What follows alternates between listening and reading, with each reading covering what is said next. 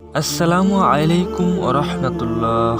প্রিয় দর্শক, আল্লাহ তাআলা মানুষকে সৃষ্টি করেছেন এবং তাদেরকে আদেশ করেছেন আল্লাহর কাছে প্রার্থনা করার জন্য। বান্দা যে কোনো সময় আল্লাহর কাছে যে কোনো জিনিস চাইতে পারে। আল্লাহ তাআলা নিজেই বলেছেন, তোমরা আমাকে ডাকো, আমি তোমাদের ডাকে সাড়া দেব। এমন কিছু আমল আছে যার দ্বারা সরাসরি আসমানের দরজা খুলে যায়। গভীর রাতে আল্লাহকে স্মরণ। গভীর রজনীতে পুরো দুনিয়া যখন ঘুমের ঘোরে হারিয়ে যায়, ঠিক সে সময়ে কোনো বান্দা ওঠে আর আল্লাহকে ডাকে, তার জন্য আসমানের দরজা খুলে যায়। আব্দুল্লাহ ইবনে মাসউদ রাদিয়াল্লাহু থেকে বর্ণিত, রাসূল সাল্লাল্লাহু আলাইহি সাল্লাম বলেন, যখন রাতের শেষ তৃতীয়াংশ অবশিষ্ট থাকে, আসমানের দরজা খুলে দেওয়া হয়।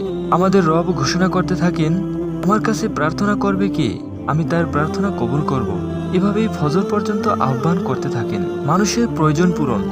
বিপদাক্রান্ত মানুষের প্রয়োজন পূরণ করলে আল্লাহ তাআলা আসমানের দ্বার খুলে দেন, অন্যথায় তার জন্য আল্লাহ তাআলা আসমানের দরজা বন্ধ করে দেন। আমর ইবনে মুরারা রাদিয়াল্লাহু থেকে বর্ণিত, মুআবিয়া রাদিয়াল্লাহুকে আমর ইবনে মুরারা রাদিয়াল্লাহু বলেন, রাসূল সাল্লাল্লাহু আলাইহি সাল্লামকে আমি বলতে শুনেছি, গরিব, মিসকিন ও নিজ প্রয়োজন মেটানোর উদ্দেশ্যে আগমনকারী লোকের জন্য যে নেতা নিজের দরজা বন্ধ করে রাখে, এ ধরনের লোকের দারিদ্র্য, অভাব ও প্রয়োজনের সময় আল্লাহ তাআলাও আকাশের দরজা বন্ধ করে রাখবেন।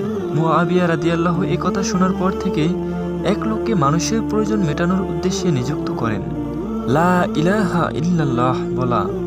কোনো ব্যক্তি যখন ইখলাসের সঙ্গে লা ইলাহা ইল্লাল্লাহ বলবে, তার জন্য আসমানের দরজা খুলে দেওয়া হয়।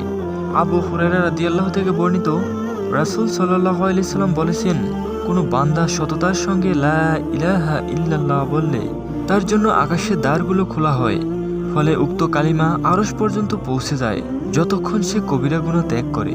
নামাজের জন্য অপেক্ষা করা। যে ব্যক্তি নামাজের জন্য অপেক্ষারত থাকবে, তার জন্য আল্লাহ তাআলা আসমানের দরজা খুলে দেন।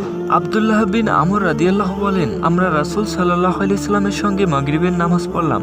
তারপর যারা চলে যাওয়ার চলে গেলেন এবং যারা থেকে যাওয়ার থেকে গেলেন। রাসূল সাল্লাল্লাহু আলাইহি সাল্লাম দ্রুত বেগে এলেন যে তার দীর্ঘ নিঃশ্বাস বের হতে লাগলো। তিনি তার দুই হাঁটুর উপর ভর করে বসে বললেন, তোমরা সুসংবাদ গ্রহণ করো, তোমাদের রব আসমানের একটি দরজা খুলে দিয়েছেন এবং ফেরেশতাদের কাছে তোমাদের সম্পর্কে গর্ব করে বলেছেন, তোমরা আমার বান্দাদের দিকে তাকিয়ে দেখো, তারা এক ফরজ আদায়ের পর পরবর্তী ফরজ আদায়ের অপেক্ষা করছে। আজানের সময়, আজানের মুহূর্ত ও যুদ্ধের ময়দানে শারীরত অবস্থায় আল্লাহ তাআলা তার বান্দার জন্য আসমানের দরজা খুলে দেন।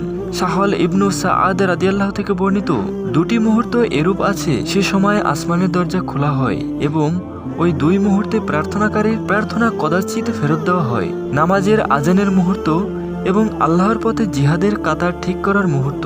ইফতারের সময়, যে বাদশাহ ইনসাফের সঙ্গে বিচার কার্য করে এবং রোজাদার যখন ইফতার করে, সে মুহূর্তে আল্লাহ তাআলা আসমানের দরজা খুলে দেন। এক হাদিসে এসেছে, আবু হুরায়রা রাদিয়াল্লাহু থেকে বর্ণিত, রাসূল সাল্লাল্লাহু আলাইহি সাল্লাম বলেছেন, তিন ধরনের লোকের দোয়া কখনো ফিরিয়ে দেওয়া হয় না, রোজাদার যখন ইফতার না করে, সুবিচারক শাসকের দোয়া এবং মজলুমের দোয়া।